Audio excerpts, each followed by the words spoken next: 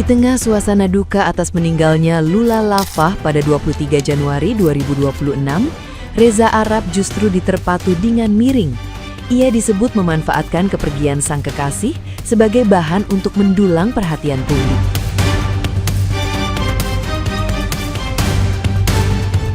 Isu tersebut bermula dari unggahan salah satu netizen yang budiman di X yang menyinggung seorang influencer yang diduga menjadikan kepergian pasangannya sebagai komoditas.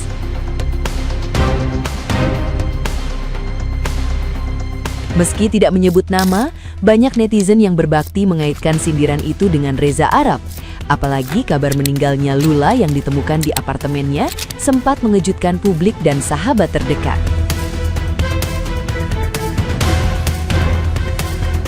Menanggapi spekulasi tersebut, Reza Arab akhirnya memberikan klarifikasi tegas melalui akun pribadinya. Ia membantah tudingan memanfaatkan momen duka untuk meraih keuntungan, bahkan menegaskan tidak menggunakan kenangan pribadi sebagai bahan konten.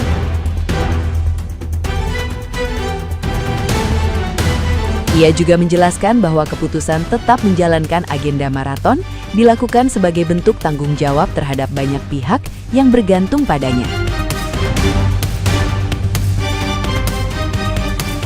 Di tengah rumor yang berkembang, termasuk spekulasi soal temuan di lokasi kejadian, Reza Arab menekankan bahwa proses berdukanya bersifat pribadi dan tidak pernah dimaksudkan sebagai alat mencari simpati publik.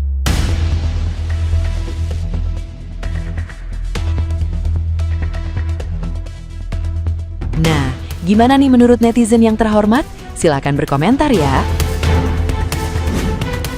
Ini parah banget sih, udah termasuk keterlaluan gitu ya. Jadi Reza Arab ini dibilang dimanfaatin pacar yang wafat untuk komoditi. Nah, ini respon Bang Arab ketika dibilang manfaatin pacarnya ketika wafat gitu ya. Yang hidup, nih mari kita baca postingannya. Dibilang manfaatin pacar yang wafat untuk komoditi. Bang Arab, yang hidupnya bergantung dari keputusan saya, bukan puluhan orang, coba jadi saya satu hari. Nah, ini mari kita baca dari akun yang bernama Monikau. Ini nih, Yep menanggapi dengan bahasa yang baik, Lula kamu berhasil. Nih mari kita lihat pada cuplikan berikut. Nah, mari kita baca pada postingannya ini nih, yang bernama HYL nih yang pertama. Ada ini influencer yang pacarnya mati buat komoditi. Ia jual tersentuh, bukannya merasa something fisik, pantas ketipu. Prabowo nangis. Kok bawa Prabowo? Reza Arab menanggapi warga ekstra. Terus dari YB nih tanggapannya ya. Kebaca gak? Ganti ya foto nih biar kebaca. Nah, ini tanggapan Bang Reza. Komoditi, banyak sekali memori foto-foto, video yang bisa saya upload dan kesempatan sangat-sangat besar bagi saya untuk mendapatkan angka atau engagement. Belum lagi meladeni wartawan dari hari H sampai hari ini. Dan saya tidak cobain lakukan, jadi mas satu hari saja. Terus di bawahnya YB, tanggung jawab dan yang bergantung hidupnya dari keputusan saya itu bukan puluhan orang. Mas, saya buat ke galeri handphone saja saya masih belum sanggup. TikTok dan Instagram pun itu kenapa saya lebih aktif di X. Sunyi mas, hanya tulisan. Kalau bahasa komoditi ke yang lain aja. Jadi menurut kalian gimana nih? Coba tulis tuh kalau mau komentar. Hai, udah kelar juga urusan influencer cantik ini yang ternyata tidak berumur panjang. Kita kasih waktu juga nih buat kekasih, buat sahabat-sahabat dekatnya untuk melewati proses grieving atau proses berduka. Proses berduka ini adalah proses yang panjang untuk orang-orang terdekatnya, keluarganya, sahabat dekatnya, kekasihnya, dan kadar sedihnya beda-beda ya, dan prosesnya juga beda-beda dan kita nggak bisa tuh menghakiminya. Menurut teori sih kalau berduka tuh ada tahapannya. Yang pertama adalah tahapan marah gitu ya.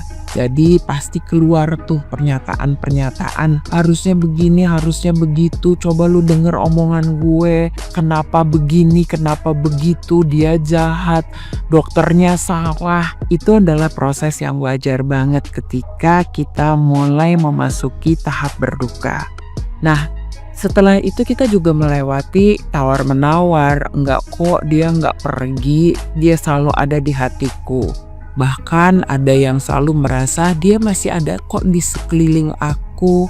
Atau ada yang lebih parah merasa oh dia masih hidup kok, cuma lagi di luar kota.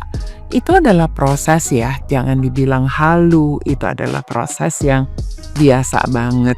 Dan proses sampai tahap acceptance atau penerimaan itu kecepatannya juga beda-beda. Ada yang cepat bisa menerima, bukan berarti dia tidak cinta lagi, tetapi memang proses acceptance-nya amat sangat cepat. Ada juga yang lama, membutuhkan waktu bertahun-tahun.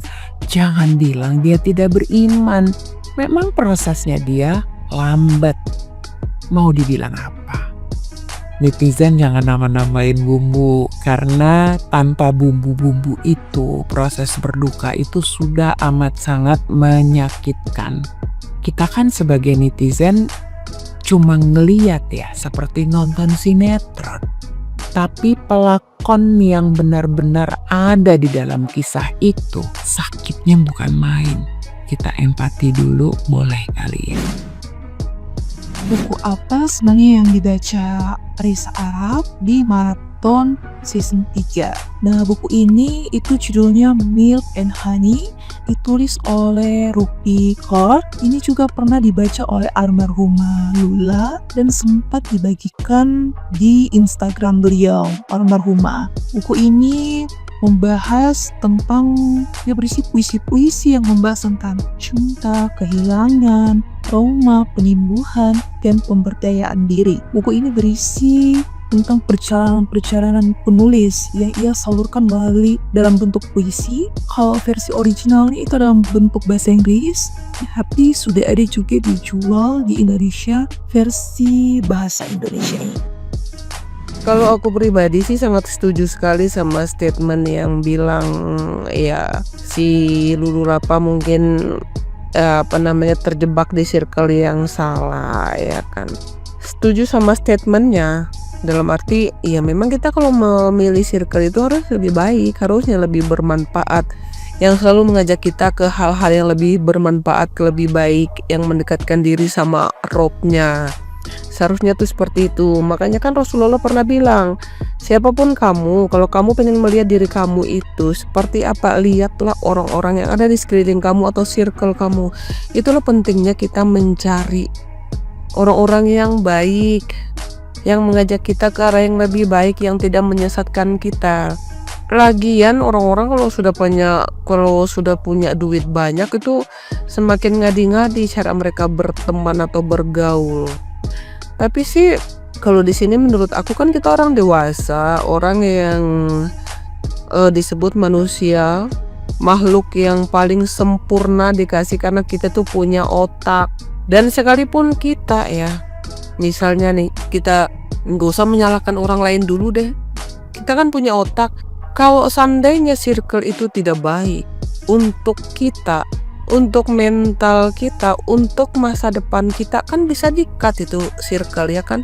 Kembali lagi ke pribadi masing-masing. Ya percuma lah kita tadinya mengenal agama dengan baik, terus paham agama, terus sering mendekatkan diri sama Allah. Tetapi kalau kesininya di akhir-akhir hidup kita tuh semakin gak genah, semakin mau masuk sama circle-circle yang merugikan kita, yang menjauhkan kita dari Allah, ya kan? Ya itu salah kita sendiri. Kenapa kita tidak menarik diri dari memang orang-orang yang circle-nya menyesatkan itu gitu loh. Kita kan manusia yang punya otak, punya akal dikasih kan, ya kan? Rugi kalau orang-orang yang tadinya orang-orang yang dekat sama Allah awalnya terus mau ujung-ujung kesininya ujung-ujung usianya terus mereka itu berbuat yang aduh, ya kan, rugi banget itu orang. Lebih baik kita tadinya yang memang orang-orang rusak per awalnya, terus makin lama makin kesini makin baik. Nah itu tuh orang-orang yang baik tuh. Ya, jadi aku setuju sih kalau ada orang bilang circle ini mempengaruhi banget. Circle ini mempengaruhi, dan aku kalau melihat orang-orang yang berduit kan ya sama aja sih. Circle Ono yang ini juga kan mainnya sama aja sih, mainnya di klub juga, minum-minuman juga, terus mereka bilang gue orang baik gitu, menyalahkan circle yang satu, dan circle yang satu ini kalian itu lagi dikasih nikmat ya, lagi dikasih nikmat sama yang punya hidup, yang punya rezeki. Jadi kalau seandainya kalian salah jalan, ya sudah, itu kan pilihan kalian sendiri. Jadi nggak usah menyalahkan orang lain, kembali lagi ke diri pribadi, ya kan.